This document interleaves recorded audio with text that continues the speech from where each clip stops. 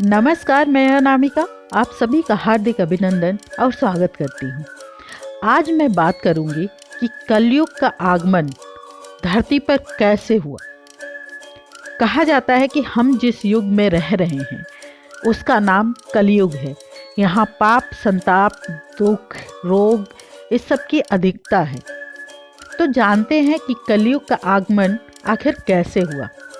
पौराणिक मान्यताओं के अनुसार अगर हम देखें तो हर युग लाखों वर्षों का होता है। माना जाता है कि सतयुग लगभग 17,28,000 वर्ष का था, त्रेता युग 12,96,000 वर्ष का, द्वापर युग 8,64,000 वर्ष का और कलयुग 4,32,000 वर्ष का बताया गया है। ऐसे पौराणिक मान्यताएं हैं। तो कलयुग जब आया धरती पे तो उसका समय क्या था, यह तो मतभेद का विषय है, लेकिन आया कैसे इसके पीछे एक बहुत ही रोचक कथा है। कलयुग का आगमन तब हुआ था जब भगवान श्री कृष्ण इस मृत्युलोक को छोड़कर देवलोक प्रस्थान कर गए थे। कलयुग के प्रथम राजा परीक्षित थे। राजा परीक्षित अभिमन्यु और उत्तरा के पुत्र थे। महाभारत का युद्ध चल रहा था और अभिमन्यु को मारा गया। उस वक्त उत्तरा अभिमन्यु की पत्नी जो है वो गर्भवती थी। एक बार अश्वत्थामा ने इस बच्चे को मारने के लिए ब्रह्मास्त्र छोड़ा था, लेकिन भगवान श्री कृष्ण ने सुदर्शन चक्र से उत्तरा के गर्भ की रक्षा की थी। उसी गर्भ से राजा परीक्षित का जन्म हुआ था। जब राजा धर्मराज युधिष्ठिर अपना पूरा राजपाट परीक्षित को सौंपकर अन्य पांडवों और द्रौपदी समेत महाप्रयाण हेतु हिमालय की ओर निकल गए थे, उन दिनों स्वयं धर्म बैल का रूप लेकर गाय के रूप में बैठी पृथ्वी देवी से सरस्वती नदी के किनारे मिले। गाय रूपी पृथ्वी के नयन आंसुओं से भरे हुए थे, उनकी आंखों से आंसू बह रहे थे। पृथ्वी को दुखी देख धर्म ने उनसे उनकी परेशानी का कारण पूछा। धर्म ने कहा, देवी तुम ये देखकर तो नहीं रो रही हो कि मेरा बस एक पैर है, या तुम इस बात से दुखी हो कि अब तुम्हारे ऊपर बुरी ताकतों का शासन होगा। इस सवाल पर पृथ्वी देवी बोली, हे धर्म, तुम तो सब कुछ जानते हो, ऐसे में मेरे दुख का कारण पूछने से क्या लाभ।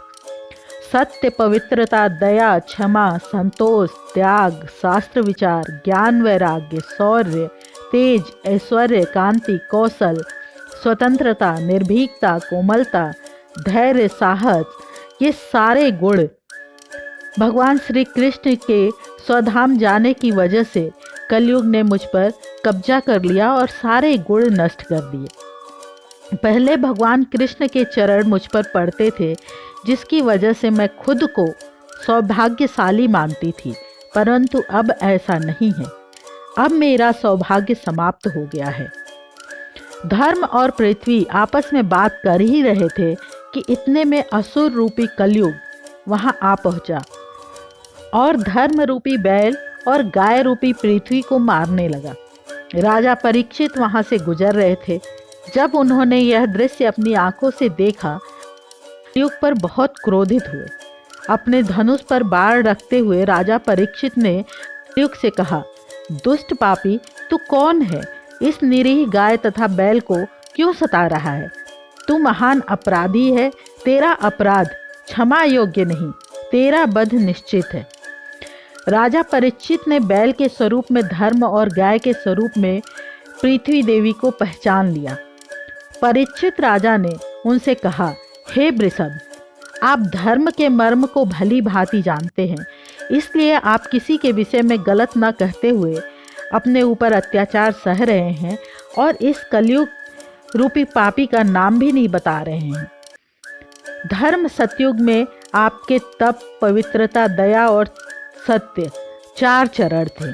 त्रेता में 3 चरण रह गए, द्वापर में 2 ही रह गए और अब इस दुष्ट कलयुग की वजह से आपके सिर्फ 1 चरण रह गए हैं। पृथ्वी देवी भी इसी बात से दुखी हैं। इतना कहते ही राजा परीक्षित ने अपनी तलवार निकाली और कलयुग को मारने के लिए आगे बढ़े। राजा परीक्षित का क्रोध देखकर कलयुग कांपने लगा और राजा परीक्षित के चरणों में गिर गया, याचना करने लगा। राजा परीक्षित ने शरण में आए हुए कलयुग को मारना उचित नहीं समझा और उससे कहा, कलयुग तू मेरे शरण में आ गया है, इसलिए मैं तुझे जीवन दान दे रहा हूँ, किंतु अधर्म, पाप, झूठ, चोरी, कपट, दरिद्रता आदि अनेक उपद्रवों का मूल कारण केवल तू ही है। तू मेरे राज्य में से अभी निकल जा और फिर कभी लौटकर मत आना। परीक्षित की बात सुनकर कलयुग ने कहा कि पूरी पृथ्वी पर आपका निवास है। पृथ्वी पर ऐसा कोई भी स्थान नहीं है जहां आपका राज्य ना हो। ऐसे में मुझे रहने के लिए स्थान प्रदान करिए राजा, आपसे मेरी यह प्रार्थना है। कलयुग के कहने पर राजा परीक्षित सोचने लगे और विचार कर कहा, झूठ, द्रुत क्रीड़ा, मद्यपान, पर स्त्री गमन और हिंसा, इन 4 स्थानों में असत्य, मद, काम और क्रोध का निवास होता है। तू इन 4 स्थानों पर रह सकता है। परंतु इस पर कलयुग बोला, राजन, ये 4 स्थान मेरे रहने के लिए अपर्याप्त हैं, अन्य जगह भी प्रदान कीजिए मुझे। इस मांग पर राजा परीक्षित ने उसे स्वर्ण में भी रहने का 5वां स्थान प्रदान कर दिया। स्वर्ण रूपी स्थान मिलते ही कलयुग कुछ दूर आगे जाने के बाद अदृश्य रूप से वापस आकर राजा परीक्षित के स्वर्ण मुकुट में निवास करने लगा। कलयुग जैसे ही राजा परीक्षित के मुकुट में विराजमान हुआ, राजा परीक्षित को कुछ भी समझ नहीं आया और वह कलयुग के वशीभूत हो गए और उल्टे सीधे काम करने लगे। एक दिन राजा परीक्षित जंगल की तरफ जा रहे थे। वहाँ एक कुटिया देखी, वहाँ पर सम्यक जी तपस्या कर रहे थे।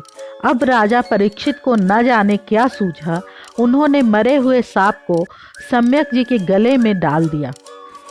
राजा परीक्षित जी वहाँ से चले गए। सम्यक जी तपस्या करते रहे। अब सम्यक जी के पुत्र श्रृंगी ऋषि वहाँ पर आ गए। जैसे ही श्रृंगी ऋषि ने पिताजी के गले में मरा हुआ सांप देखा, पहले तो अचंभित हुए, फिर दिव्य ज्ञान से पता लगाया तो उन्हें पता चला कि ये जो मरा हुआ सांप उनके पिता के गले में पड़ा है, वह राजा परीक्षित ने उनके गले में डाला है। इस पर श्रृंगी ऋषि ने श्राप दे दिया कि आज से 7वें दिन तुमको सांप डस लेगा और तुम्हारी मृत्यु हो जाएगी। राजा परीक्षित को जब यह पता चला, उन्हें बहुत अफसोस हुआ, उन्हें अपनी गलती का एहसास हुआ। उनको मालूम पड़ा कि उनका जीवन सिर्फ अब 7 दिन में ही समाप्त होने वाला है, तो उन्होंने सद्गति के लिए मार्ग खोजने का प्रयास किया। उसके पश्चात उनकी भेंट सुखदेव जी से हुई। 7 दिनों में सुखदेव जी राजा परीक्षित को भगवत कथा सुनाते रहे और 7वें दिन सर्प के डसने से राजा परीक्षित की मृत्यु हो गई। राजा परीक्षित का पुत्र जन्मेजय हुए, जो उन सांपों से बदला लिए अपने पिता के मृत्यु का। लेकिन यहाँ बात यह होती है कि कलयुग का आगमन कैसे हुआ, तो वह राजा परीक्षित के द्वारा दिए गए स्थानों पर राज करते करते पूरे पृथ्वी पर अपना राज्य जमा लिया। और आज के समय में अगर देखा जाए तो काम, क्रोध, लोभ, मोह, इसी का शासन चल रहा है। हर जगह कलयुग विराजमान है। हर मनुष्य सोना खरीदने, सोना पाने, पैसा पाने के पीछे भाग रहा है। तो इस प्रकार पूरी धरती पर कलयुग का आगमन हुआ। इसी के साथ मैं अपनी वाणी को विराम देती हूँ। जय सनातन, जय भारत। धर्मो रक्षति रक्षितः।